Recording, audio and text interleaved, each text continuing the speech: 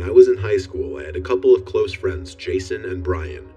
We did quite a bit together, and when it came time to graduate, Jason had to move away to Lexington, South Carolina with his family due to his father's work.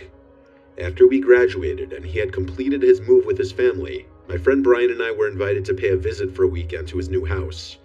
We decided out of boredom to start hiking around in the nearby forest and countryside, which we found had a scenic river.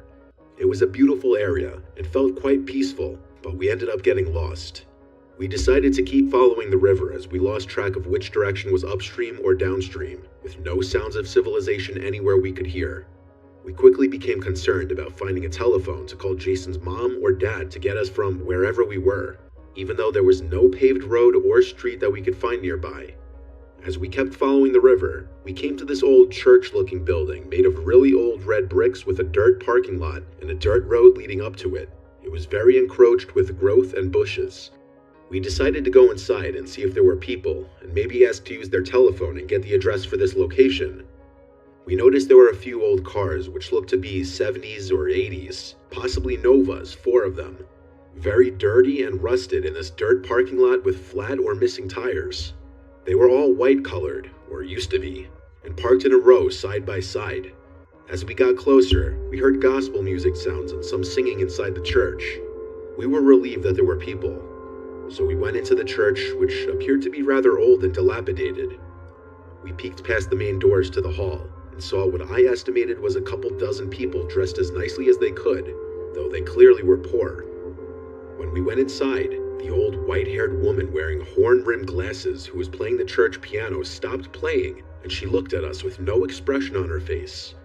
What happened next really stuck with me, and I will never forget it as long as I live. Everyone in that church stopped singing and put down their song sheets, and they all slowly turned their heads and looked at us with the most vacant and unwelcoming glares. Jason said, "We're sorry to interrupt. We just want to use your phone to call my folks to come get us." Nobody spoke. It was dead silent in that church other than the wooden pews creaking from the weight of the people in them. So we just slowly backed out of the door and let it close behind us, and looked at each other in ominous fear and quietly left. We started walking up that dirt road, and when Brian mentioned that there were no crosses or anything Christian in there, we looked back up the road to see that maybe a dozen of those people, all men, had walked out in the front of the church and were standing there watching us intently as we walked along the road. This freaked us out, and we began to sprint up that dirt road for what felt like a good half hour. We finally came to a very old, broken-down gas station that looked like one of those old full-service stations. We went inside to find that the shelves were mostly empty and dusty from a quick glance, and an old, overly tanned, swarthy man with a really oily and dirty baseball cap was behind the counter reading some old book with ragged edges and yellowed pages. He looked up and said, "You boys lost, huh? Just head out that way you came in and make a left, and follow that road till you see a telephone pole, and just go right at the pole down the trail and it'll take you to a highway."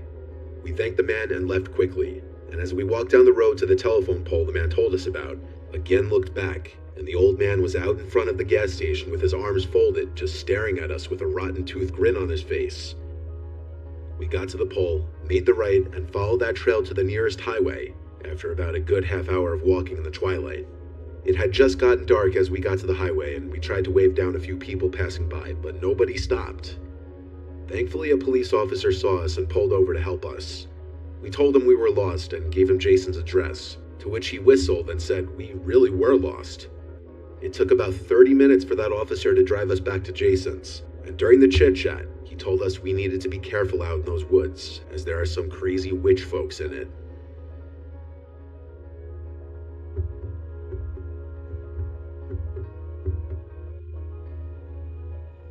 A long time ago, I'm talking like 8 years ago, 2 friends and I, James and Sean, did something really stupid. But at the time, doing stupid things was what we did to pass the time.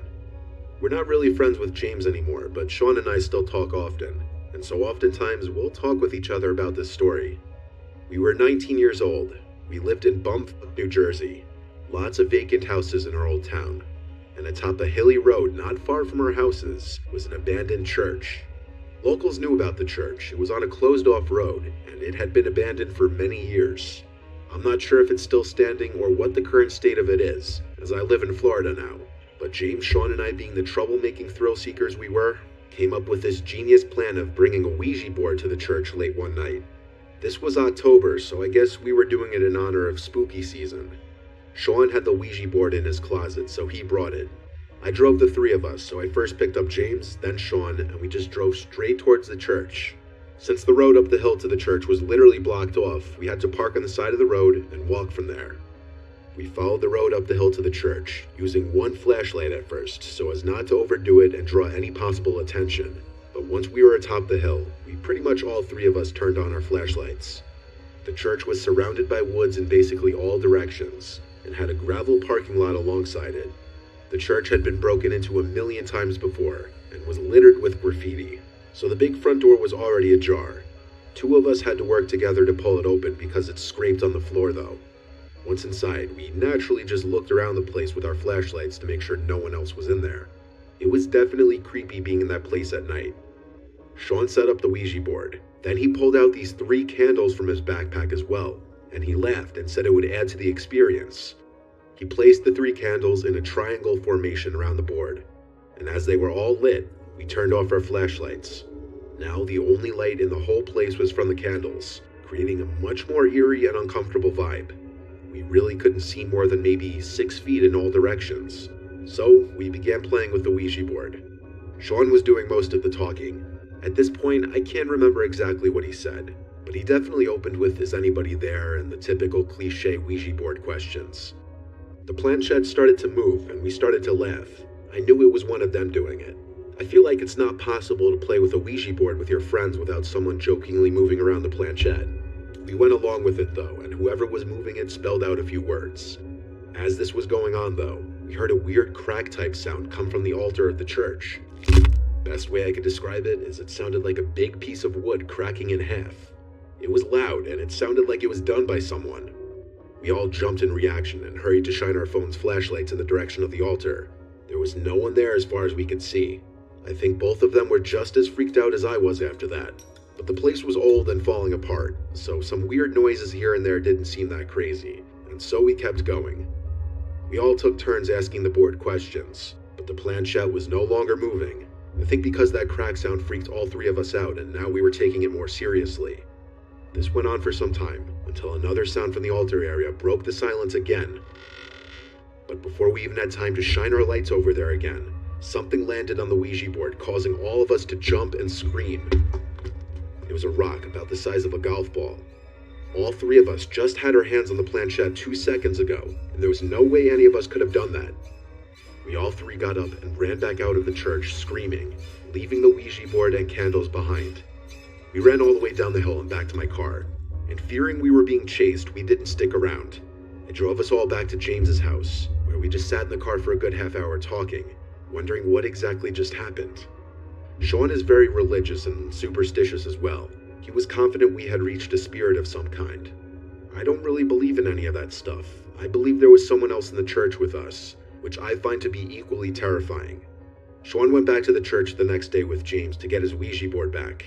And to make things even stranger, the Ouija board was missing, but the candles were still in place. When they saw it was missing from the entrance, they decided to just leave right away. This remains to be the single scariest experience of my life.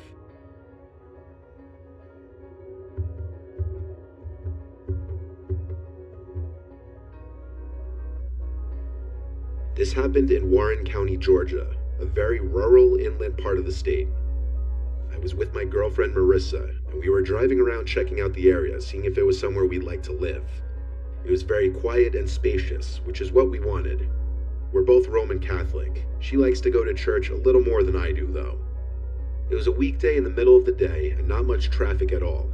We checked out a bunch of things in the area that would be important to see before deciding on moving to an area. Since Marissa has been an equestrian for most of her life, a big point of us moving to a rural area was for her to have a barn for her horses. After checking out some properties listed for sale, we happened to pass by a small, cute-looking church on the side of this very quiet road with a bunch of cars in the parking lot. This church wasn't far from the last property we just looked at, so Marissa shook my shoulder and said we should see if a mass was going on, see if it's nice. And so I pulled into the little dirt-like parking lot for the building and parked next to some old red minivan. A lot of the cars in the parking lot were on the older side. In fact, I'd say most of them. I mentioned that to Marissa as we got out of the car, and she agreed and said it was probably because it was a lower income area. I opened the door to the church for us and we stepped in, and it was a pretty small inside as we expected. I'd say there were 5 rows of pews, each cut in half in the middle by the nave, or center aisle. There had to be at least 20 people in there, though they were not an older crowd. Usually in every mass, big or small, you'd see a decent amount of seniors, but based on the backs of everyone's heads in there, everyone appeared to be in their 30s to 40s. It seemed everyone was sitting in silence for some kind of prayer. As we sat down in the back, the people closest to us started looking at us, like one at a time, and as others noticed the staring, they would look to see what the others were staring at and then look at us. Marissa and I looked at each other, then nervously looked back at everyone. All we could think to do was smile, but no one smiled back. They were giving us the most unwelcoming stares, and I just realized none of these people were dressed even remotely nicely for a mass. What was going on here? This was when I realized there were no women in here, not a single one besides Marissa, and the stares, they seemed to be staring more at Marissa than me. A man in a mask at the front of this alleged church, by what I guess was supposed to be the altar, then stepped up and pointed at us and said, "Who invited you here?" I took it upon myself to answer for us, and said that we were just passing by and saw that a mass was going on and we wanted to join. The man was clearly not a priest, and this was clearly not a Roman Catholic church. The masked man said, "You need to leave now." By now, every last person in the church was looking at us. I said, "Come on, honey," and we got up and hurried out and ran to the car. We wasted no time sitting in the car. I got us out of that parking lot right away, but we both noticed in the rearview mirror someone from the building getting in their van in the parking lot. It felt like there was no way they were going to follow us until we saw that gray van catching up to us in the mirror. I had Marissa GPS the Warren County Sheriff's Office, and we drove straight there. The van was behind us the whole time, not on our ass, but close enough that it was obvious. The second we pulled into the public safety parking lot, the van kept driving down the road. When it was gone, we simply drove straight home and never looked at Warren County again. We clearly ended up in some kind of cult meeting, but I don't get why they had someone follow us, nor why they were having their meeting in broad daylight, or why they didn't at least lock the door.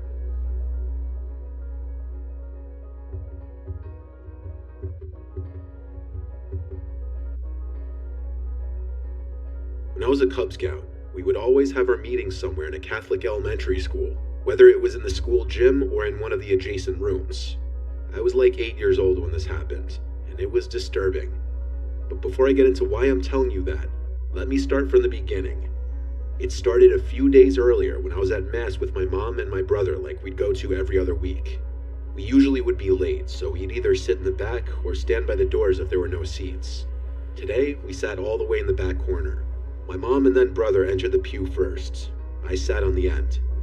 At some point during the Mass, I noticed an older man with glasses and a white mustache who was standing against the wall to the left of me, looking at me.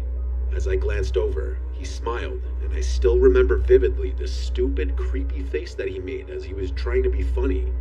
But I was 8, I wasn't a toddler. It felt weird and uncomfortable. I did my best to look away, but I could see him keep looking over to me every few seconds. I looked back at him, and once again, he made another weird face that I assumed he was making to try and be funny. It just came off as weird again. My mom noticed it this time and tapped me on the shoulder and whispered to ignore him. I believe she gave him a dirty look as well. The next time I looked in that direction, the man wasn't there anymore. He had walked somewhere else. The next thing I remember from that Mass was going up for communion, and then as I got back to my seat, the man was back in that spot again, and he was staring at me, just smiling the whole time until I got back to my seat. My mom noticed it again, and since we got the communion, we just left. My mom said on the way out she didn't like the way that guy was looking at us, specifically me. Now fast forward to when scouts come into play. Towards the end of our meetings, we'd sometimes have little fun contests or games, and this day in question we were having a scavenger hunt.